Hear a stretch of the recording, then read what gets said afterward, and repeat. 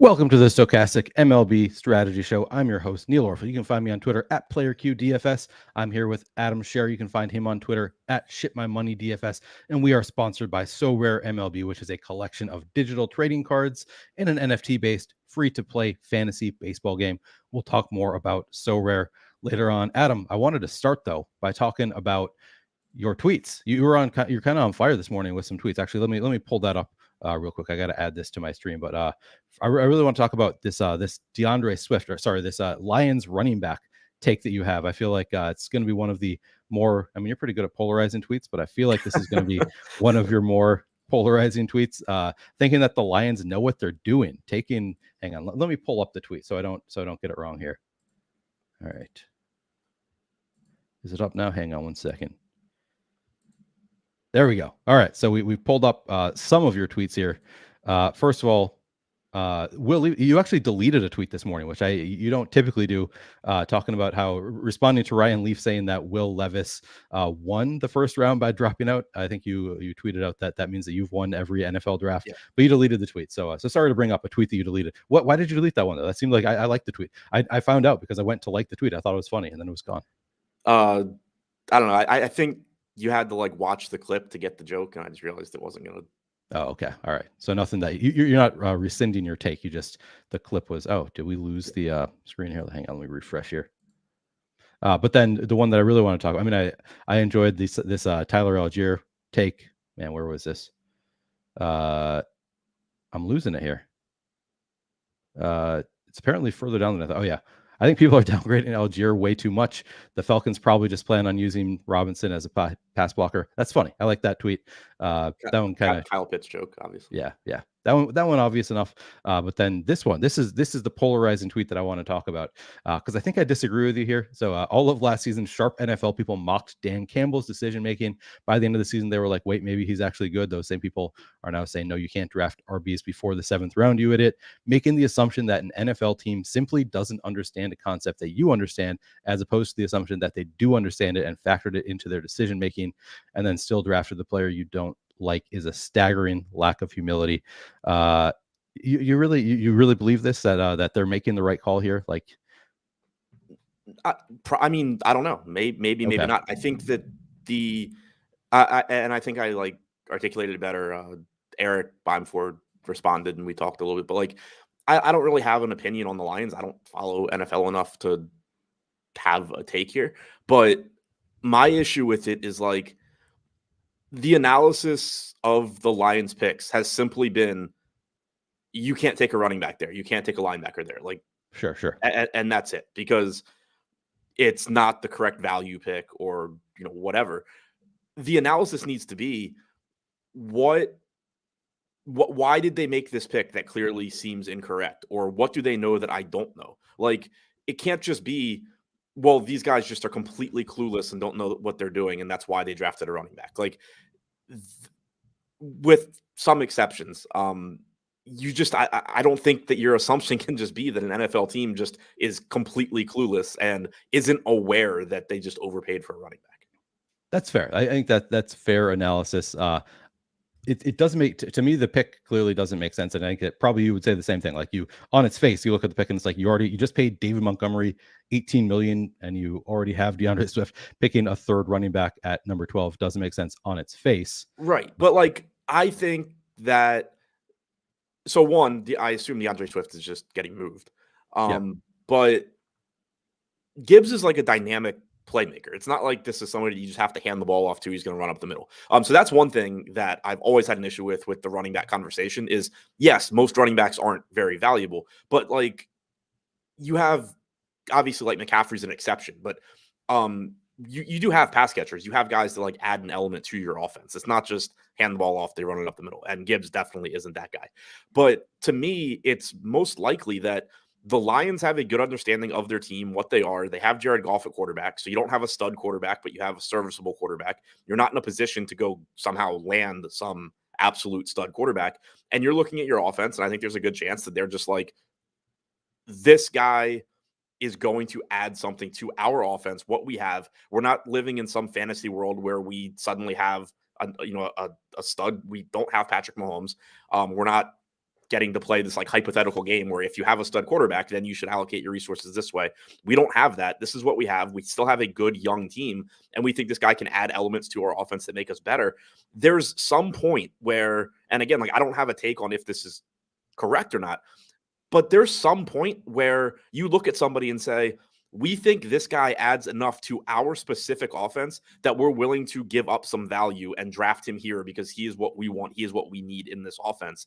To me, just analysis along those lines, thinking through what the Lions are probably thinking, why they would take him there is just so much more interesting and so much better than just saying, oh, they took a running back. You're not supposed to stick a running back there. That was dumb. That was really well articulated, but they took a running back when they really didn't need a running back. That's the I think. But they've not really been on the same page with Swift. Again, I think he's getting moved anyway. David Montgomery isn't the same. Nothing to write home about. Yep. Yeah, that's fair. Yeah, they have two running backs, but like nobody that you're really excited about. Okay, all right, you're talking me into it a little bit that we're all dumb for doubting them. I do think so. In general, though, Corey says what slate is about to lock. I don't think we have any slates that are about to lock. This is a strategy show here. So we're talking about the evening slate, which is why we're talking about football right now. If there was a slate about to lock, I would not have jumped into this NFL draft discussion. Steve Buzzard has posted before that he thinks that he could pick out a dream team of like great DFS players that would be better at coaching in the NFL than NFL, or maybe GMing in the NFL. And I'm like, I kind of think that's true. So I kind of I agree with that. Yeah, but it's not the ones that tweet their takes. That's generally true. All right, that's fair. Okay, title says live before lock. Interesting. I don't know why that would be.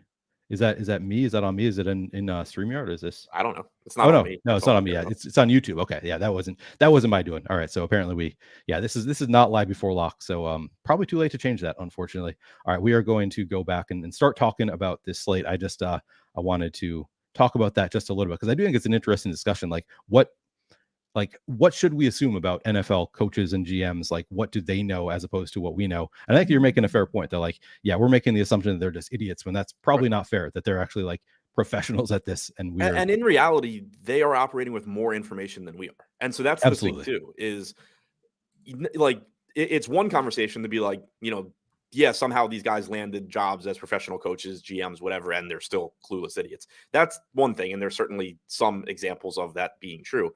But also, they 100% have more information than we do. So you have to be aware that you're operating and you're giving takes in a space where the people making decisions not only are professionals, but they also have more info than you. You just have to provide something better than like, I believe this is like, this is just clearly wrong. They don't know what they're doing. Yeah, no, I think that is a fair assessment, and man, really very articulate this morning, Adam, for this time of day. Just really kind of talked me into, okay, you might be right, but yeah, and for me, it's not about like you're absolutely wrong to take a running back early. It was just that particular pick kind of surprised me, but yeah, I mean, when they announced his name, I was just like, what the hell are they doing? But right. To me, like that's not the correct. Like you shouldn't just leave it there. Right. You got to think about it more. Why did they do what they do? Yeah, I think that is good assessment. Yeah. Phonetic says my Eagles D is going to be nasty this year. Yeah. I posted on Twitter. I think the Eagles are going to win the Super Bowl next year. I'm not happy about it. I don't want the Eagles to win the Super Bowl, but man, that team is just not just the D, but the offense already great. So that's getting even better. Oh, I hate it. Like they seems like they got the best value in the draft. Like both of their picks, from what I can tell, are like two of the better values in the entire draft. Meanwhile, my favorite team drafted somebody who I think is smaller than me. Who did they draft? I'm forgetting. Emmanuel Forbes, corner. Like, okay, not actually smaller than me, but like, he's like I think 5'9", 165 or something. Jesus, and that's like pick like 15, right? Yeah, 16. Right around there. And then 16. And then Gonzalez went to pick after the corner that like everybody except Washington thought should go ahead of Forbes. Well, Adam, you can't assume that you know better than the Washington front office here. You're right. I hope that I always enjoy guys that are my size succeeding in the NFL. So hoping for the best. Yeah.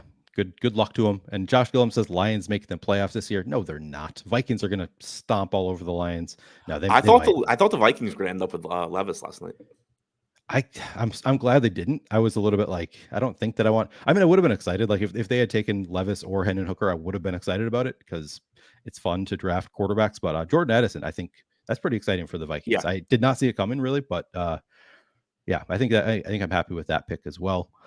Yeah, overall, I thought it was a fun draft. I thought the Gibbs pick was by far the one that I was the most shocked about going 12 there, because I didn't see them picking a running back. But in general, kind of a fun draft. I did a whole draft watch along last night with Nick Lepre and Isaiah Sirwa. You got it right, by the way. Stephen Leibowitz is here. Sirwa was he got the pronunciation right. I was way off. He was correct about that. We did a draft watch along last night. Harder to talk about defensive players, but in general, still a fun draft. And we'll be back tonight doing another NFL draft watch along with Chris Baggs tonight. So make sure you're joining us for that as well. All right, Adam, we will jump into this baseball slate. The draft is exciting, so I want to talk about it. But let's jump into this baseball slate. We have many games on this slate, starting with Pittsburgh at Washington. Rich Hill on the mound for the Pirates, Chad Kuhl for the Nationals. Starting with the pitchers, Adam. Do you have any interest here? No, not particularly. Neither pitcher is very good. The Pirates have actually been good this year anyway, but not that you're typically looking to go to Kuhl. Rich Hill, we know, doesn't get a lot of strikeouts either. Neither guy just sets up as a particularly appealing pitcher to get to basically ever. All right. Well, that's easy analysis there. How about the offenses? Yeah, the offenses are interesting. You just have two pitchers who aren't very good. Chad Kuhl gives up plenty of power. You have some left-handed power on the Pirates here as well, which is nice. Since the start of last year, 217 expected ISO to lefties for Kuhl, 209 to righties. So it hasn't really mattered which side of the plate you hit from. You've had success. To Brian Hayes, Reynolds, McCutchen, obviously all going to look good. But then you also get a cheap Santana. Jack Sawinski's cheap. There's just so much value at the bottom of this order in addition to the good hitters at the top that the Pirates look pretty interesting. 4.5 implied run total. It is very rainy in Baltimore, so not sure if we're potentially going to have weather issues in DC. It looks like there's a very good chance this game's not going to play.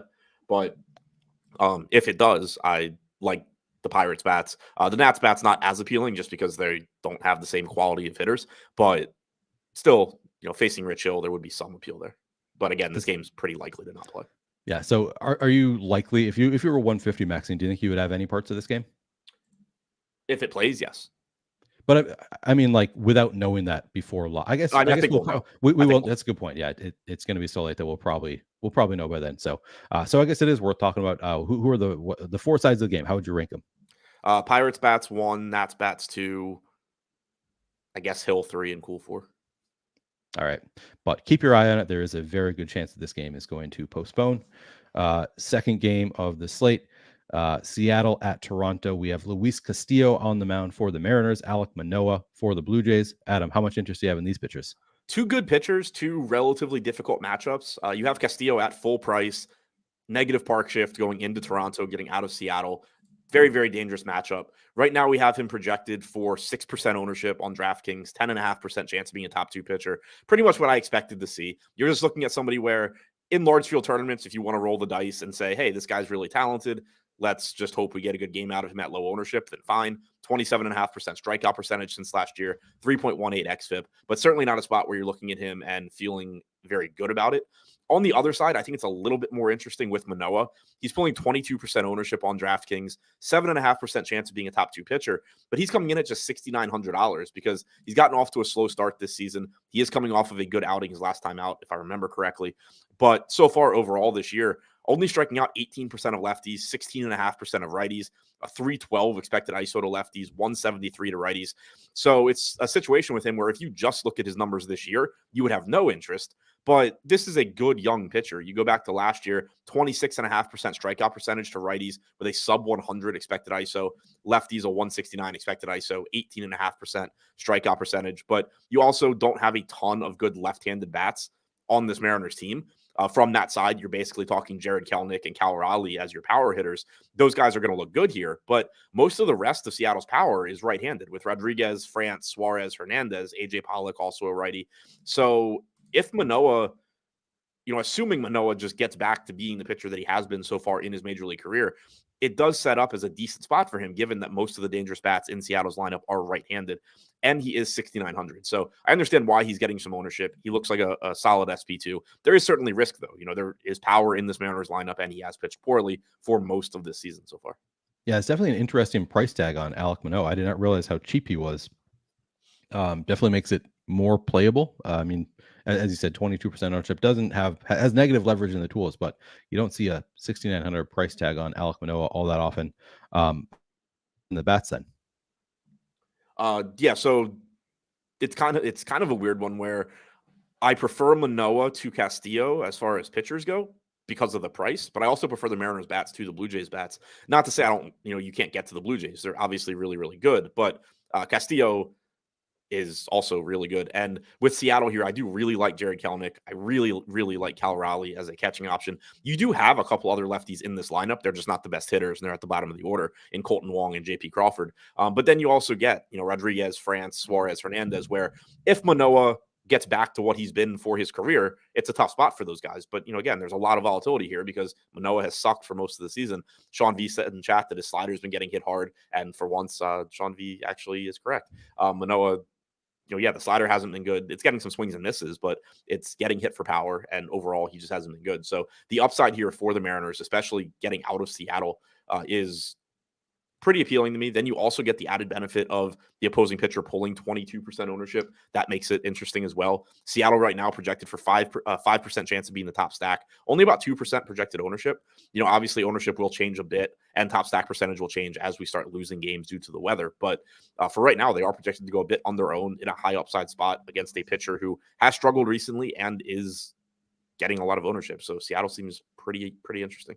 Yeah, and as Larry said, and as you just said as well, Larry said could see his ownership, talking about Manoah here, going up to, if Mets get canceled, Peterson ownership going to Manoah.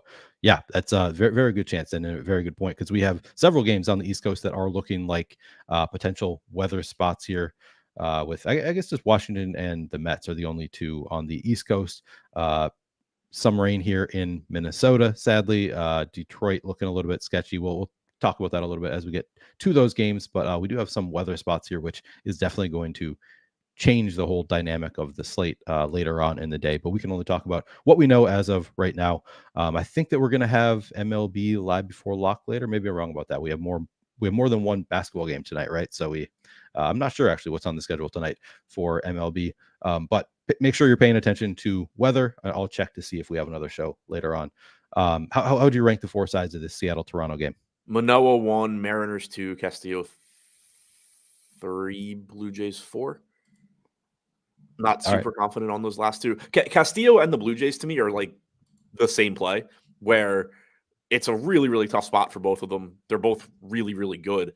It's just one of those that we talk about a lot where, like, from a tournament range of outcome standpoint, they're both interesting at low ownership because if Castillo has his best stuff, he's just going to carve up any lineup he faces. And if he doesn't, the Blue Jays, obviously, like, when things go well for the Blue Jays, the upside's so high because you have so much power. But it's also difficult to point to either of them and say, like, oh, yeah, I like them here because they're not particularly likely to succeed. Yep. Sean V says Manoah expected ERA is 6.99. That is #bad. Sportsbook says y'all forget Teoscar revenge. All right, so remember to play Teoscar Hernandez in your lineups too. Yeah, I mean Chad Cool revenge also. Oh, Chad Cool revenge. This is a fun slate. All right, Cleveland at Boston. We have Shane Bieber on the mound for the Guardians. Nick Pivetta for the Red Sox. Adam, any interest here? A little bit.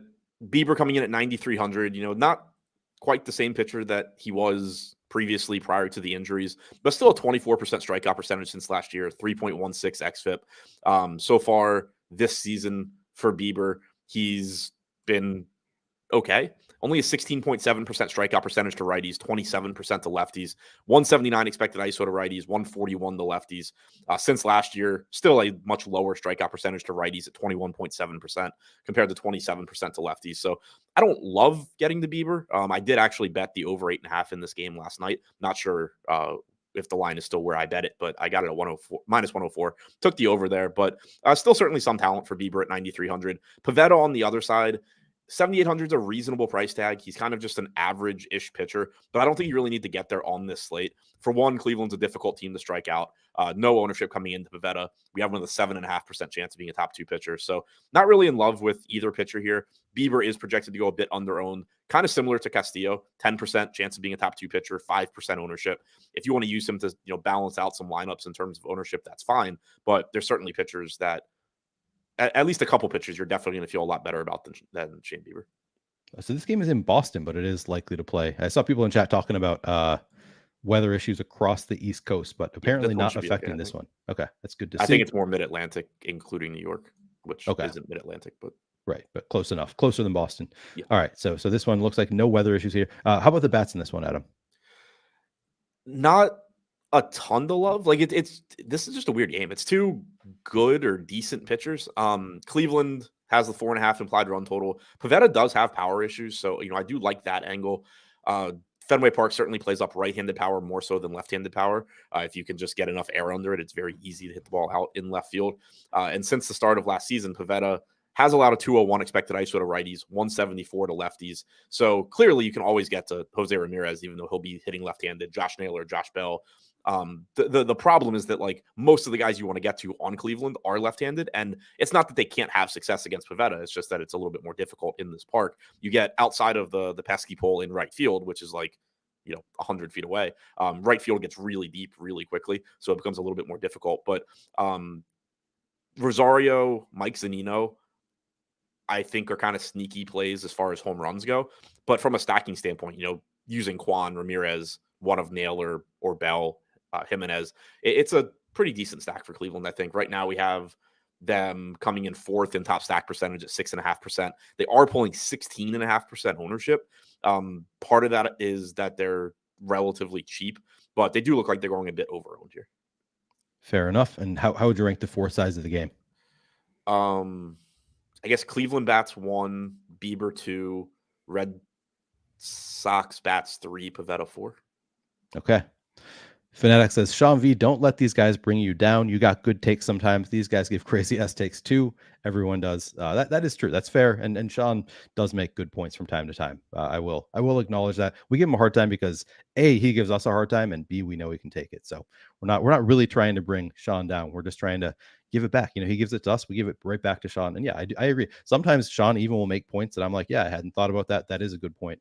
Sometimes he talks about like how close a player's high school was to the stadium. So, there's a mixed bag there with Sometimes Sean. He talks about what day they were born. Yeah, exactly. All right.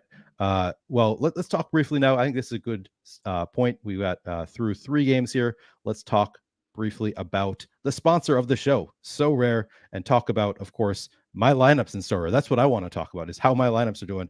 Brutal for me on this past slate. Did not cash, missed out just barely. Let's see, by 16 points away. I mean, maybe that's not just barely, but 379th out of 2443. Not good enough to cash on this last slate. Greg and I actually did a SoRare show yesterday where we made a new card here today, and we've got Spencer Strider pitching once again, Jacob DeGrom on this slate, and we went full Coors stack for this one. We've got Arizona in Coors, so I actually bought some new cards here for this Coors slate, and one that I'm excited about is this Corbin Carroll card that I bought. Adam, how are you feeling about Corbin Carroll as a prospect? Stud. Cost me $62, so that was it was not a cheap card here to get this Corbin Carroll, but I think it's going to be good for like years. He looks so good. He steals bases, he bats for power. I bought it, this time for the Coors slate, but I'm like, I think this is a card that's going to be useful for his entire career. So pretty excited about that one. But I did a full-on Coors stack here with D-backs, and then threw in a couple Rockies here as well with Ryan McMahon and Chris Bryant. Pretty excited about this lineup here. But again, I said this yesterday, you don't need to spend money right away. If you just want to dip your toes in, kind of figure out how this SoRare stuff works, you can get in for free when you sign up for SoRare. They actually give you options of cards that you can choose to build lineups right away. It's a really cool deal. I've been playing it every day. Actually, immediately after this show, I'm going to be doing a SoRare NBA show with Greg. But the MLB product, although I have not yet had a ton of success at it, I actually think I'm getting closer. 16 points away. Feels pretty good. One of these weeks, I'm going to take down that top prize, get a tier 1 limited card. But no luck so far. I would recommend checking out this NFT based game. And again, you buy these cards, you have them for forever, but you can use them for the remainder of a player's career. I just posted a link in chat if you want to sign up using the Stokastic code. We would appreciate that. And yeah, you can, I spend money, but you don't need to. There are free ways to play SoRare as well. They have common cards where you can still win prizes that are worth money. You can win cards that you can play in limited contests or sell. So you can get in for free. Use the link in the description, also in chat currently. Really fun way to play fantasy baseball. All right, Adam, we'll move back to the DFS slate. Up next, we have Atlanta at the New York Mets, which again, this is a game that is likely to be postponed. But we have Max Fried theoretically on the mound for the Braves, David Peterson for the Mets. Do you like either of these pitchers, Adam? Fried's a good pitcher. Don't love the matchup with the Mets, but if this game goes, certainly some interest in a $7,700 Fried. 12.8% projected ownership, 10% chance of being a top 2 scoring pitcher. Not a great strikeout pitcher, but a very, very good real life pitcher. 23% strikeout percentage. Also doesn't walk guys, so that does allow him to go a little bit deeper into games. Also minimizes your risk of him just putting a bunch of guys on base and getting in trouble that way. So if this game hypothetically goes, certainly interested in Fried. Peterson at 7,200 does give you strikeout upside. It is also a very difficult matchup against Atlanta, pulling 13% ownership, 13% chance of being a top 2 pitcher, 27% strikeout percentage since last year, 3.29 xFIP. So yeah, it's 2 cheap pitchers that I think are pretty good. Peterson, better strikeout stuff. Fried, the pitcher I trust more to not get blown up. Relatively difficult spots, but at their price tags, and 10 to 13% ownership, I think they're both solid SP2s. All right, and how about the bats? Braves are the more interesting side to me. Peterson, I think, is just a little bit more unproven than Fried is. He's had surprisingly bigger issues with left-handed power since last year than right-handed. Righties striking out 26% of the time, only a 128 expected ISO. But Acuna, Riley, Albies, Murphy, these aren't your typical right-handed hitters. Don't sleep on Matt Olson. Obviously he's got a lot of power hitting from the left side, and Peterson has been very, very good at striking out lefties, about 31%, but like I said, has had some power issues there. So I don't think either offense is super likely to come through, but this is just another situation where they have both offenses have so many good hitters that the upside when things go right is very, very high. Like, kind of, I guess the easiest illustration of that is, like, think about Tampa Bay yesterday. You have no interest in just saying, oh, let's take Rays bats against Dylan Cease. But if the opposing pitcher just doesn't have it, like Cease didn't yesterday, the Rays just have so many good hitters that you just get that blow up game more frequently than when you're talking about a mediocre offense that is less likely to capitalize. So that's kind of what you get with the Braves and the Mets. Neither team is likely to have a ton of success in this particular matchup, but they at least have the talent where they're going to maximize on it if the opposing pitcher doesn't have their best stuff. And one additional reason, again, that neither of these teams likely to succeed. There's a pretty good chance that this game doesn't play, as we mentioned already. Adam, how would you rank the 4 sides of this game? Fried 1, Peterson 2, Braves 3, Mets 4. Okay. Red Skittle says buy an Evan Carter card. I actually just looked. There are no Evan Carter cards yet. They release rookies throughout the year, so maybe that's coming. Is he? Guy? Yeah, I was wondering that as well. He's is he even in the league yet? Who's he on? No, he's in the minors. He's in the minors. Okay, so that when he is a rookie, Rangers, maybe, not Guardians, Rangers. Yeah, he's on the Rangers. Yeah, I looked up to see if I could get one early, but they have not released the cards yet. I think you can typically get prospects. Like I don't think that they release cards until a player is actually in MLB, from what I can tell. So once he comes up, maybe they'll release a card at that point. But there was a cool article on him during spring training in The Athletic, talking about how, like, I think he got drafted the COVID year, and so, like, a lot of teams hadn't even seen him play. And it was basically like the Rangers and the Pirates had both actually scouted him and, like, really liked him. And, like, nobody else even knew this guy existed. And then the Rangers took him in the second round, and everybody was just like, who the hell did they just take? Like, I think Keith Law didn't have him in, like, his top 500 prospects or something like that. It was just like nobody even knew who the guy was. And then now he's a top 100 prospect, and he's just been tearing up the minors. That's a fun story. Anytime you can get, a diamond in the rough, good for them. It was basically like I think they initially planned on taking him a little bit later, and then they got, like, word that the Pirates had scouted him too, and they were like, shit, if we don't take him here, the Pirates are going to take him. And so they ended up having to take him in the second round. That's some commitment. Sometimes you got to reach to get your guy. We've got the Rays as the next game. Let's say Mike Ray says, please explain how the Rays are so much better at developing talent than every other team in baseball. Would you agree with that assessment? I mean, it seems to be the case that they're just way better at they were one of the first teams to really embrace analytics, which gave them a huge advantage at that time. They also are very good, I think, at living within their reality and understanding that, like, they are Tampa Bay. They're never going to have a bunch of money to spend on players and stuff. So like they're very good about just accepting that and replenishing their farm system over and over and over and over again by trading guys when they need to. Like they lock up their young stars early if they can. If not, they're good about, kind of just saying like, yeah, we wish we could give you $200 million, but we can't. So, we're going to get 3 more top prospects for you. And they just always end up with a deep farm system that way. Yeah, that's pretty smart. And yes, Oakland Fanatic points. I thought Oakland was the first team. Yeah. And that is what Moneyball was about. It's a little bit sort of different. Like they're just all about like on base percentage, right? Like that's all they cared about in Oakland. Yeah. So like Oakland, I mean, it was analytics and they were ahead of their time. Oakland kind of found a way to win as a small market team by valuing things that other clubs weren't. And so they were able to get players without having to give up much that fit what they were trying to do. Sort of going back to like our conversation at the beginning of the show, I think kind of a decent example of that where Oakland understood what they were trying to do and had a game plan. And they're going out there and picking up these dudes where every expert is just like, what are you doing? Like these guys aren't good. They can't play. And Oakland's like, look, this is how we see our team going. We think that we can do this. And, it worked for a while. Tampa Bay, just obviously, further had more technological stuff, more technological advantages because they kind of started doing all this stuff like, late 2000s, early 2010s. So yeah, when I said analytics for them, I'm, talking, they were like the first team to consistently shift. They have, I think, used technology really well to develop their minor leaguers. But they also just kind of like stay on the cutting edge of that because now you have every team. For a long time, you had teams that just weren't using technology at all. Right. And then now you have every team using it to some extent, some still more than others, and it makes a really big difference. But like Tampa Bay has been very good at kind of staying ahead and like doing the next good thing with technology and analytics before the rest of the league does.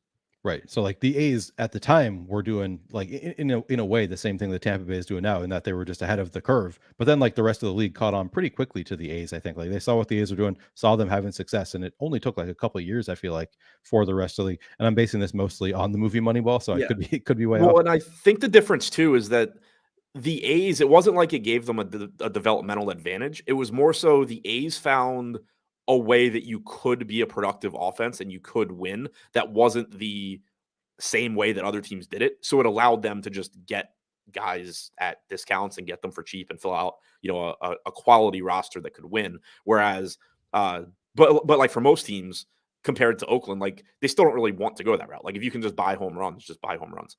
Sure. But for Tampa Bay, like I think they actually have a developmental advantage in the way that they like their team top to bottom in terms of scouting, analytics, like the way they use technology is just so strong. And then that combined with just constantly flipping and getting new good prospects. Yeah. Yeah. So Tampa's been crushing it. They are, of course, the next game on the slate. We've got the Rays at the White Sox. Zach Eflin on the mound for the Rays. Giolito on the mound for the Sox. Adam, what's your level of interest in these pitchers? Yeah. So Larry C said if Tampa Bay ever calls you for a trade, just hang up. Yeah, I was gonna say they also managed to be good by just trading with the Pirates. Like Danny Ainge, fucking Danny Ainge. I mean, the Chris Archer trade has to be one of the worst baseball trades ever made. And like Meadows is even with Tampa Bay anymore, but they got Shane Baz and Meadows, and I think somebody else that I'm blanking on for Chris Archer to be terrible. Yeah. So as far as the Tampa Bay game goes, really tough spot for Giolito. We just saw this team light up Dylan Cease. They certainly can do it to Giolito as well. But the price tag is interesting just given that he's $7,500. He's not the same pitcher he was a couple of years ago, but he is still good. 25% strikeout percentage, 3.8 xFIP. That's still, a quality major league pitcher, and he's only $7,500. So right now we have him projected for 17.5% ownership. He's kind of just similar to Peterson and Fried and some of those guys that we've talked about where I don't like the matchup, but I do like the price tag. And then when you factor in that we're probably going to lose Peterson and Fried, it's going to make Giolito sort of just that much more valuable because you're just losing other pitchers in that price range. But certainly don't like the matchup. 4.6 implied run total for Tampa is very scary.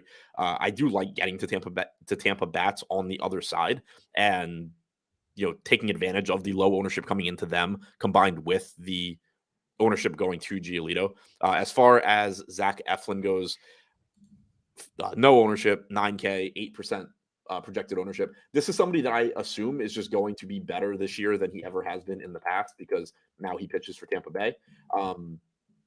67 pitches last time out in 5 innings, 82 on April 7th.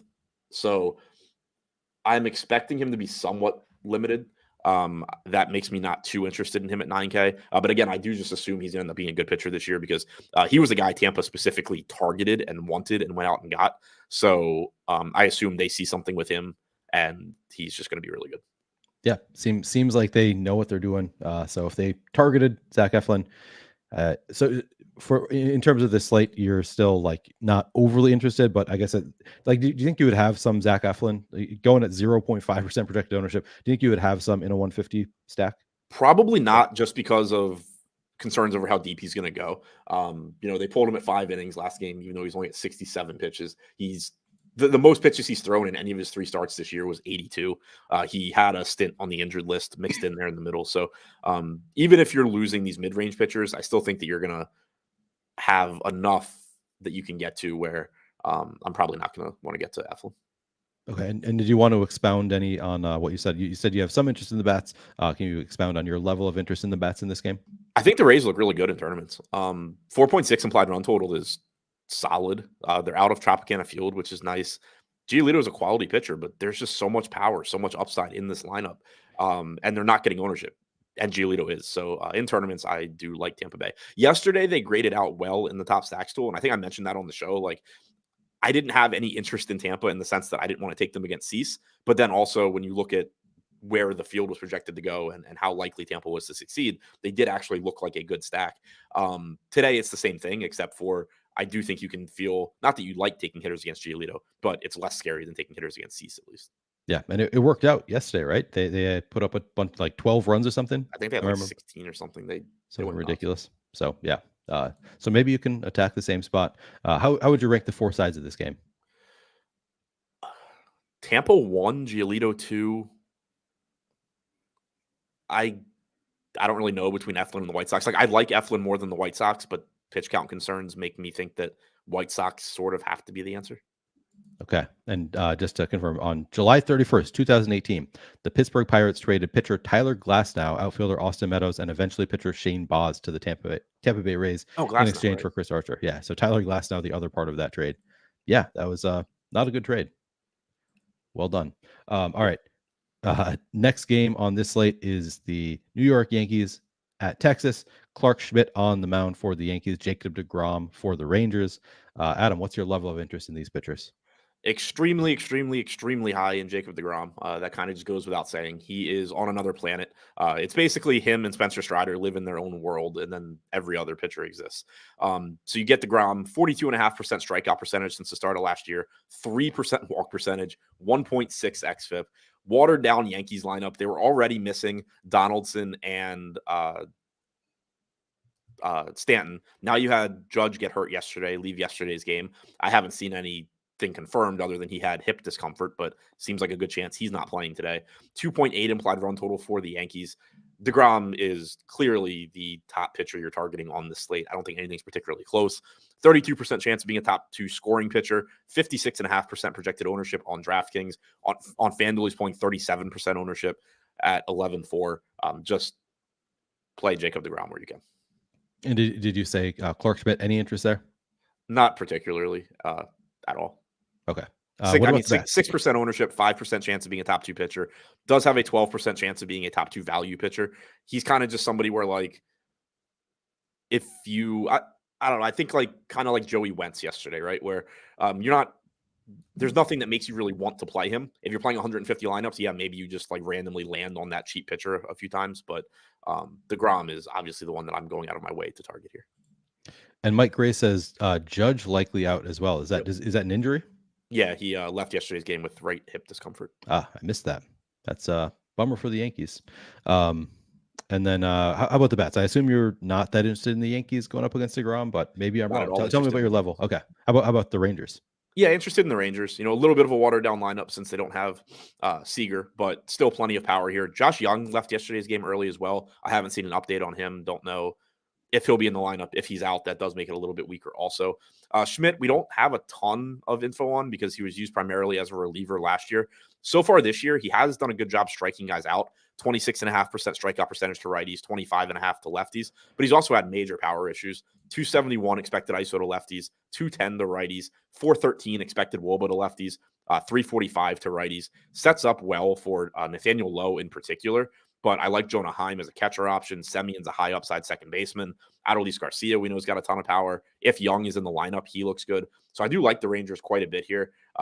In terms of top stack, they're actually pretty low in top stack percentage at just 3%, but they're getting even less ownership at 2%. So I think I like the upside in the spot even a little bit better than the top stack tool seems to.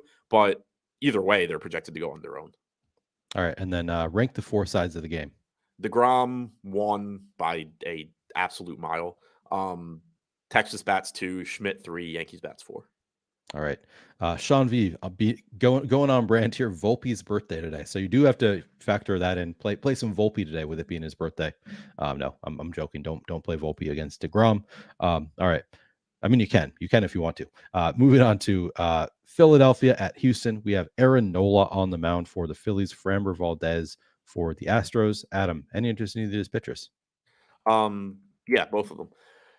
So first, again, I don't know if the line is still up. I bet it last night, but I did get under 5.5 strikeouts on Nola on, I believe, FanDuel, might have been DraftKings, but for anybody betting, that was there last night, might still be there now if you want to check it out. Tough matchup for Nola, 9,600, has had some issues this year as well. Only a 22% strikeout percentage to righties, 13% to lefties. Going back to the start of last year, that's 29% and 26.5%. I assume he turns things around sooner than later, but certainly doesn't have to be today against a dangerous Houston lineup.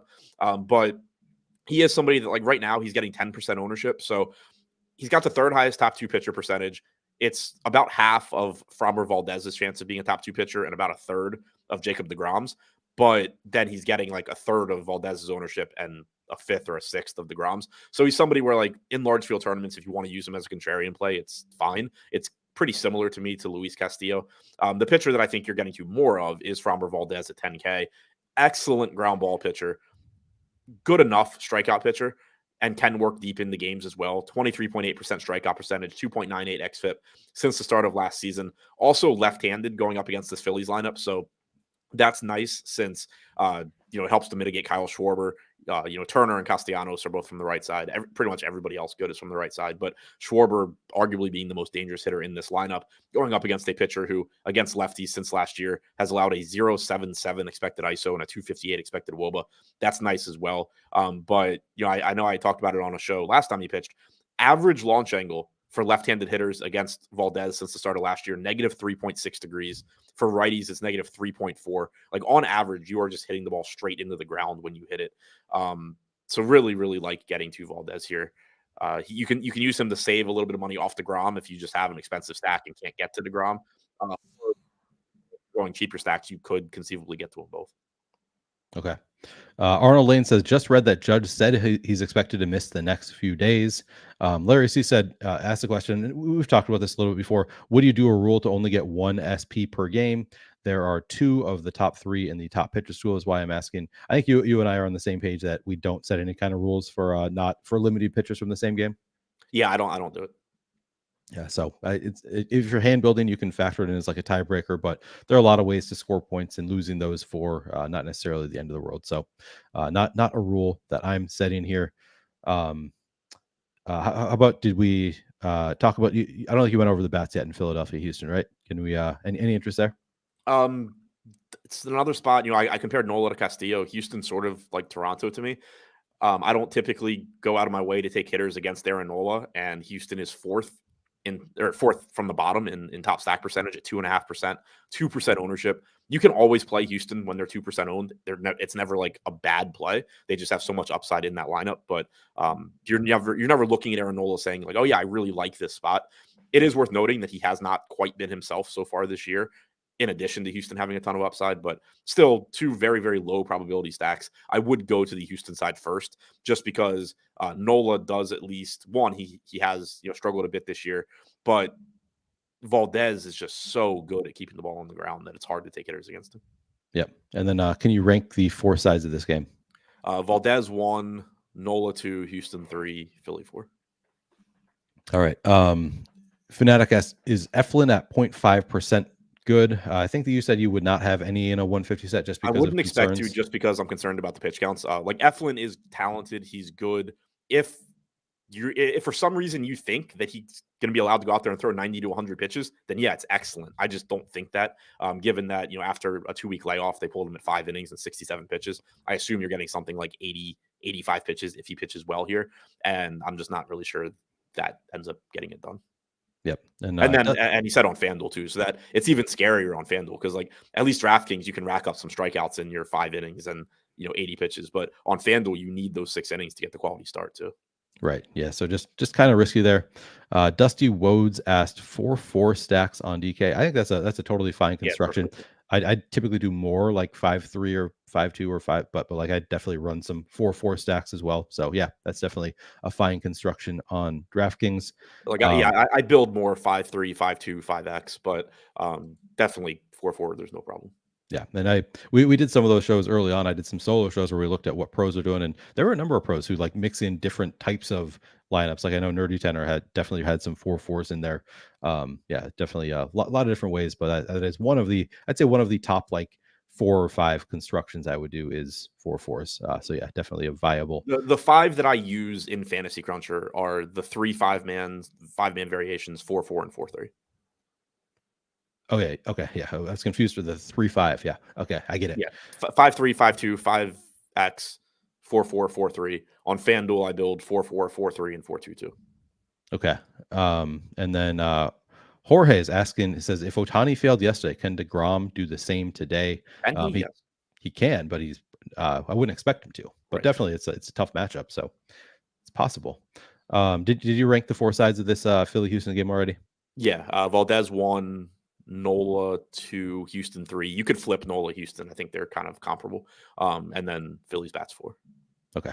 And moving on to the next game. But first, guys, we do have a great offer back from BetMGM. You can get up to $1,000 paid back in bet credits and a month of Stokastic Plus Platinum for free along with it.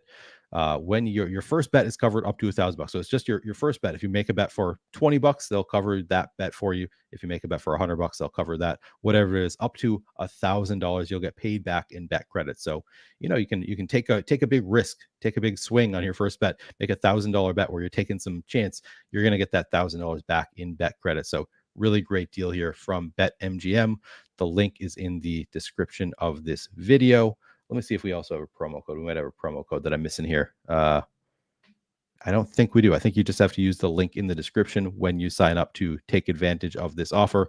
Again, you also get a free month of Stokastic Plus Platinum. So if you don't already have that, that's also a huge bonus there. Kind of, just getting that free month, I think, is worth it on its own. And then you also get this up to $1,000 paid back in bet credits. Highly recommend signing up for BetMGM if it is available in your state. Of course, the legal age for gambling in most states is 21 plus. And if you or someone you know has a gambling problem, call or text 1-800-GAMBLER. But yeah, highly recommend signing up for this BetMGM deal. Again, the link is in the description of this video. I should make sure that there's no promo code. Yeah, just the link in the description of this video. Check that out. All right, Adam. Next up, we have Angels at Brewers. We have Tyler Anderson on the mound for the Angels, Wade Miley for the Brewers. Starting with the pitchers, Adam, do you have any interest here? No, not much in terms of strikeout upside. They're both decent pitchers in terms of preventing runs, but 5% chance of being a top 2 pitcher for Anderson. Miley coming in at 8%. No ownership coming to Miley, like 6% coming to Anderson just because he's 6,500. So, I mean, yeah, that's the case for Anderson. It's just kind of like Clark Schmidt. You just happen to need $6,500 at pitcher and you don't, and you like the rest of your lineup. Sure, it's baseball. Hope he does well. But you're not going out of your way to get to either of these guys. Okay. And what about the bats? That's somewhat interesting here. Is a good park for power. Miley, since the start of last year, 166 expected ISO to righties, only a 16.7% strikeout percentage. Obviously, you can always play Taylor Ward, Mike Trout, Renfroe, Rendon, Drury. There's plenty of right-handed power in this lineup. The Angels right now are coming in middle of the pack in top stacks tool. 4.5% chance of being the top stack on DraftKings, 5.5% ownership. Just a pretty neutral spot. Milwaukee is similar. 6% chance of being the top stack, 9% ownership. They are a bit less expensive. Anderson, since the start of last year, 140 expected ISO to righties, 105 to lefties, sub 20% strikeout percentage to both sides. So again, just very similar pitchers in that they don't miss a lot of bats, but typically they do a pretty good job of limiting power. But whenever you have pitchers that don't miss a lot of bats, it does just mean they have a little bit smaller margin for error. If they get in trouble, you're putting the ball in play. It just makes it a little bit more likely that you have success against them. And again, you have a pretty cheap Milwaukee lineup, with the exception of Willy Adames and Christian Yelich. The entire projected lineup is under 4K on DraftKings. 5 of the 9 hitters are under 3K. So this is a team, for example, where I saw somebody in chat ask if playing Valdez and DeGrom together was too expensive, and the answer to that is simply it depends. Like what's the rest of your lineup look like? Because like obviously if you can play them together and get hitters that you like or that project well, then no, it's not too expensive, and that's what you would love to do. Right. Milwaukee's one of the teams I think you actually can make work with a DeGrom plus Valdez pairing. Nice. With that in mind, rank the 4 sides of this game. Milwaukee 1, Angels 2, Anderson 3, Miley 4. Okay, so pitchers last on the list here. Yeah. All right, we've got Anderson ahead of Miley just because he's $2,200 less. Sure, makes sense. Coors Field slate here. We've got Arizona at Colorado. Merrill Kelly on the mound for the D-backs. Kyle Freeland for the Rockies. Any interest in playing pitchers in Coors today, Adam? Nope. All right. What about bats in Coors? How much interest here? Yeah. Obviously happy to get there. And neither team is projected to go like crazily overowned. 16.5% ownership coming into Arizona, 14% chance of being the top stack, 9.5% chance of being the top stack for Colorado, 10.5% ownership. So we're not getting the same, Coors game that we were getting earlier in the year where, you're getting 30% ownership coming into the Pirates or whatever it was. Pricing is at least a little bit better here. You do have a $2,600 Emmanuel Rivera on the Diamondbacks. If he is in the lineup and hitting towards the top, I assume he is just your cash third baseman. Haven't built a lineup, but feel pretty comfortable making that assumption. But Marte is north of 5K. Gurriel looks like a good value. So this team is still cheap. It's just not as cheap as the Pirates were. Gurriel at 4,200, Walker at 3,800, Longoria at 4K. Those are all good values. Gabby Moreno, 3,300. At catcher is a good value. You're paying a little bit more for Ketel Marte, for Corbin Carroll, but obviously those guys are good also. On the Rocky side, pricing is not very expensive either. The only hitter in the Rockies projected lineup north of 5K is Chris Bryant. Obviously happy to get there, but you have a cheap Charlie Blackmon, a really cheap $3,400 Profar. Very, very reasonably priced teams here. So I think the value combined with the fact that they're the top 2 teams in the top stack percentage, but they're also not getting that much ownership. I think I kind of like these offenses more than I have most Coors offenses this year, just because you still get the value, you still get the high top stack percentage, but you're not getting the 30% ownership. Yeah, that is always very nice. As Sean V says, ownership will go up though with those 2 games being postponed, but that's true of every game that plays. The ownership is probably going to go up a little bit. So yeah, definitely pay attention to ownership closer to lock. We do not have an MLB show tonight. I just confirmed we have NBA Deeper Dive and Live Before Lock. So unfortunately, we won't be able to update you if you don't have access to the tools. But likely that ownership goes up across the board as those 2 games probably get canceled here. Can you rank the 4 sides at Coors today, Adam? D-backs 1, Rockies 2, and don't do anything with the rest. All right, yeah, no pitchers in Coors today. All right, we have 2 more games here. We've got Cincinnati at Oakland. Luis Sessa on the mound for the Reds. I don't see a pitcher in here for the A's currently. I don't know who. Rucinski. Okay. Anybody that played KBO is very familiar with this guy. I think he was on the Dinos that year. Okay. Yeah, I was like, I don't think I've heard of this guy. Are you playing either of these pitchers here? I played him a lot in the KBO. He was like the best pitcher in the league, but wow. I don't think he's going to be particularly good here. 3 starts at AAA for Oakland this year, 9 2/3 innings, struck out 17% of hitters, walked 10.5%. So, again, you're not reading too much into those numbers, but they are certainly not painting a pretty picture for him. The bat projects him for an 18.7% strikeout percentage, 4.76 xFIP. The Reds aren't very good, and this is a good pitcher's park, and he is 4K.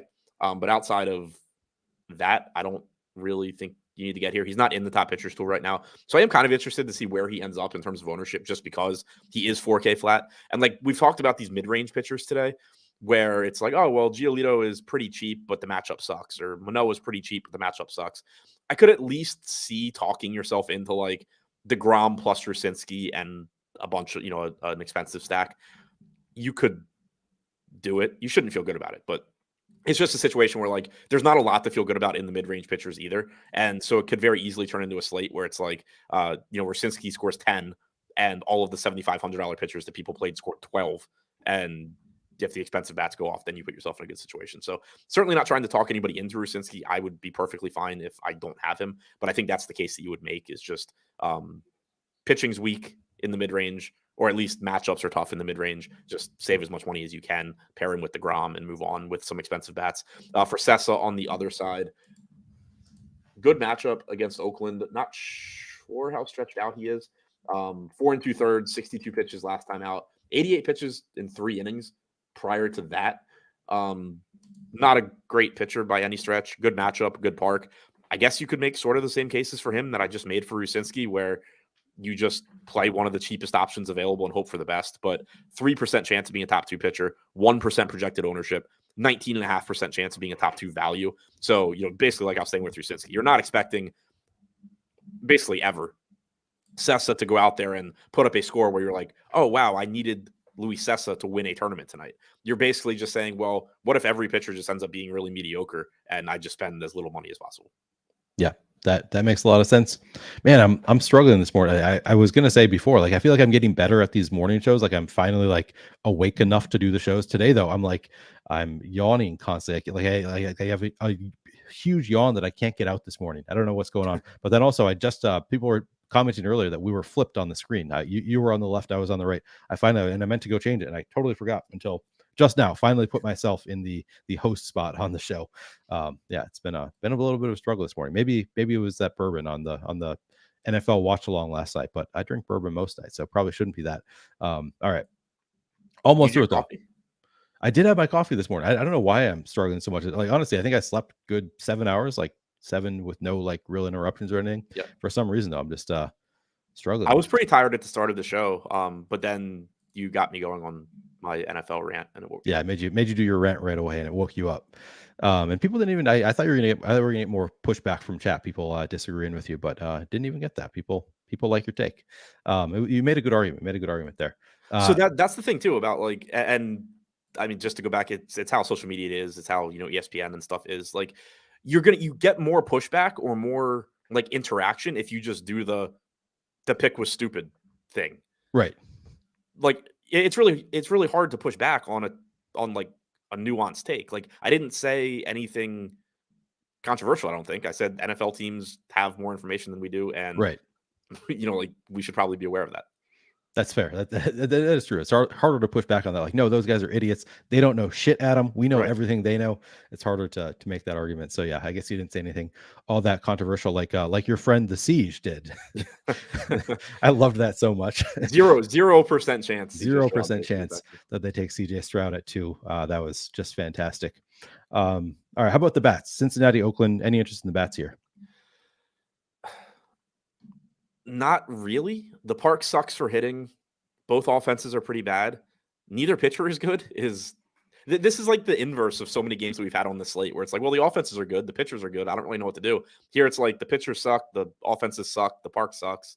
I still don't know what to do. Oakland, 3% chance of being the top stack. They do have a 9.5% chance of being the top value stack, 6% projected ownership. So I think you could make the case that, this is another offense where you don't feel good getting to them, but you can get those DeGrom plus Valdez lineups with a very, very cheap Oakland stack, round it out with whatever one-offs you want.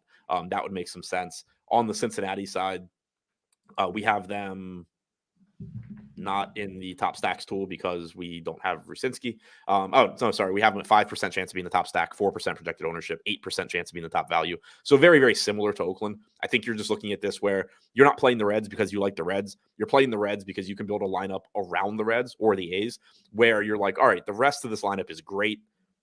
Baseball has a lot of volatility. If the Reds just happen to have a good game or the A's happen to have a good game, I should be in great shape because I have DeGrom, I have Valdez, I have these really good one-offs or mini stack that I really like. And now let's just, hope that we get lucky and the Reds or A's actually pretend that they can hit like a professional baseball team. Yep. And how would you rank the four sides of the game? A's, Reds, Sessa Rusinski. I don't know. They're like all the same to me. They're all the offenses, the pitchers, they all suck, but they're also cheap, and they let you build a lineup that has a ton of upside elsewhere. And then if you just get lucky and they don't suck for a day, you're in really good shape. Yep. All right. That's a hard to rank, but all like a little bit of interest here. Fanatic said it's 1 p.m. Taking issue with me calling this a morning show. It's noon in real America time, and it started at 11, by the way. Also, I've been adjusting from like staying up until like 2:30 or 3 a.m. most nights and waking up at like 10:30 was kind of the schedule I was on. So I've been adjusting back to, and I don't wake up just in time for the show. Gotta wake up a little bit earlier. So also, I just don't like, I'm much less functional like the first like 5 hours of my day, regardless of when I wake up. The first 5 hours of the day, I'm just like, I struggle. But now that I'm getting more into routine, I'm getting a little bit more alive for these shows. My routine's actually getting worse because like I was in the habit of waking up for the 10 a.m. NBA show. So like my body would just naturally wake up at like 8:30, 9 o'clock. And then I switched to this show and I would still wake up at 8:30, 9 o'clock. And so I would like have, a good 3 hours or 2 hours of being awake and like really feeling good. But then now my body's just adjusted to like, oh, your show starts at noon. So now, we're up at 10:30 or 11 and still tired. Yep. I'm going in reverse here, but apparently I'm reverting back now too because I'm super tired. I think it was Larry C pointed out it might be just that I was up late talking about the slate and stuff last night. That probably kept me up a little bit more. All right, I got a couple questions here. Ryan Rebaum, if stacking Valdez and Tampa on FanDuel single entry, what is a good secondary value stack field size less of 5,000? A good secondary value stack on FanDuel. I have not looked at FanDuel. Let me look at it real quick. Oh yeah, I'm pulling it up now in the top stacks tool. So in terms of top value, Milwaukee's coming in at the top, 12% chance of being top value. Oakland is second, Cincy is third, Colorado is fourth. Colorado fourth. That's interesting. If you can get Colorado as the fourth top value, they must be relatively well priced. Yeah, so there's a few options for you. And then I also had another. Obviously, Milwaukee and Colorado are going to be preferred to Oakland and Cincy in terms of chances of success. Larry C says, so Neil, are you saying you're going to take over for Josh on the process show next season? I would quit. Don't make me wake up at 6 a.m. or whatever. I can't do it. Josh is crazy. I don't understand how he does what he does waking up so early. I will not be signing up for that voluntarily at the very least. All right. Final game of the slate. We have St. Louis at LA Dodgers. Jack Flaherty on the mound for St. Louis. Dustin May for the Dodgers. One of your twins, Adam, although we found better twins for you, but arguably one of your twins here in Dustin May. What's your level of interest in the pitchers here? Modest, I guess. Dustin May, 5% projected ownership, 8% chance of being a top 2 pitcher.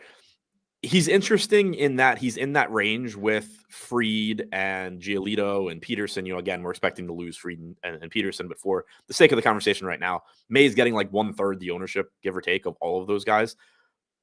None of them are in particularly appealing spots, and neither is May. He's not a great strikeout pitcher. He does have a tough matchup against St. Louis, but 8% chance of being a top 2 pitcher compared to 10% for Fried, 11% for Giolito, 13% for Peterson doesn't really back up the suggestion that he should get 1/3 the ownership. So in tournaments, if you want to use May there and just hope he beats out that group of guys, I think that's fine. You probably will see a little bit more ownership come in as well if the Atlanta game gets rained out. But even then, you're probably going to see most of that ownership going to, moving to like Giolito or Alek Manoah, where Dustin May probably still just continues to be pretty under-owned. So from that aspect, I think he's fine. You could really make the same case for Jack Flaherty, 7% chance of being a top 2 pitcher, 1% ownership. Flaherty certainly hasn't been the same level of pitcher so far that he was prior to his injuries. It's a tough matchup against the Dodgers too. Muncy's projected to be back today, so the lineup gets more dangerous. I would go to the Dustin May side first if I were taking a pitcher here. Okay. Sean V says, my Dodgers will absolutely suck tonight. I guarantee it. Do not stack Dodgers. Flaherty actually looks kind of sneaky. So there's Sean V's anti-homer take, I guess. What about the bats in this one? Any interest in Dodgers or St. Louis here? Not a ton. I do think both pitchers are decent. Dustin May typically does keep the ball on the ground. He has really good stuff. Like, he's very difficult to hit. He just doesn't strike guys out at a high rate, so he's not great for DFS. But sub 100 expected ISO to lefties since the start of last year for May, 133 to righties. Good sinker, like I said, keeps the ball on the ground. On the other side, I do like the Dodgers a bit more than the Cardinals, just because I think there is a little bit more of a, uncertainty in Jack Flaherty. So far this year, 180 expected ISO to lefties, 119 to righties. Obviously, the 119 number is good. Going back to last year, 174 to lefties, 118 to righties. So you have seen some power issues with left-handed bats in particular. And you look at this projected lineup for the Dodgers, where you get Freeman, Muncy, Outman, Hayward, who actually has been hitting the ball hard. We'll see how long that lasts. But a cheap Hayward, a cheap Peralta, Michael Busch, who they just called up. You have a lot of lefties in this lineup. Muncy, Outman, Freeman in particular looking very good. And then obviously, you're happy to get to Mookie Betts anyway. You're happy to get to Miguel Vargas. So if I'm going to one of the sides here, I do prefer going to the Dodgers. Okay. And then how would you rank the four sides of this game? May 1, Dodgers 2, Flaherty 3, Cards 4. All right. And then we got to do our usual end of show stuff. So 3, if you're playing a 3 max contest, you want to play 3 different stacks. Which stacks are you going to today? Arizona. I mean, the way things look right now, I think it's Arizona, Colorado, and Tampa. Okay. And then how about 3 pitchers? DeGrom, Valdez. I don't like any other pitcher. So it kind of just ends up being like ownership would dictate a lot. There's a lot of talented pitchers. They're just like all in tough matchups. Which again goes back to why I don't hate the idea of just punting SP2 with the Oakland game. But I'll ignore Peterson and Fried since we don't think that game's going to play. I guess Manoah. All right, Alek Manoah, number 3. Cheap. And then home run pick today. I had. And we have a rule of no Coors, right? Yeah. I'll take Kelnick. I'm going to go with Jose Ramirez in Boston. I think he's an interesting play here. That works. All right. I think that will do it for the show. I don't think we had any other questions or anything, and we are over time. I'm going to be back in 15 minutes actually to talk underdog with Eric Lindquist. And then later tonight, Adam will be on NBA Deeper Dive. I'll be on Live Before Lock for NBA. And then following NBA shows, I'm going to be back with Chris Baggs tonight doing an NFL draft watch along once again. Friday night, join us. We're going to have some cocktails. Chris Baggs, Isaiah Sirwa, and I will be doing that NFL draft watch along. So hopefully you guys will join us. Come hang out. We'll just be reacting to the draft throughout the night. Adam, do you have any final words for the people? I'll have my normal content coming out, baseball article, basketball article, Bet Pro video. I'll be back for the, NBA Deeper Dive later. I don't know with who, but with somebody. And I'll probably be tweeting out some bets that I'm making. I started a thread last night, or continued a thread last night with what I've already bet today. But if you're looking to tail some of those, check that out on Twitter. Right on. Paul Me says, good morning might be my least favorite phrase in the English dialect. Unless it is my girlfriend, I want to slap people, and I am a pacifist. I hate mornings, so yeah, me too. Never say good morning to me, guys. But I don't hate the phrase itself, other than the fact that it means that it's morning, and I hate mornings. Anyway, that'll do it for this show. Thank you guys so much for watching. Again, if you have not liked the video, please do like the video, subscribe to the channel, hit the notification button so you can get alerts when our shows go live. And catch me in 15 minutes if you want to watch the Underdog show. Me and Eric Lindquist will be talking about it in 15 minutes. Thanks a lot for hanging out, guys. We will catch you later.